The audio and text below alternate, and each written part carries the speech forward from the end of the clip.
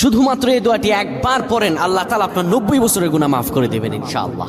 আপনার 90 বছরের গুনাহ মাফ হয়ে যাবে যদি মাত্র এই দোয়াটি যদি একবার পড়তে পারেন। আপনার ভাগ্য খুলে যাবে, রিজিকে বরকত আসবে, মনের ন্যাক আশা পূরণ হবে, আল্লাহ আপনার সব দোয়া কবুল করে দিবেন। সুবহানাল্লাহি ওয়া বিহামদি।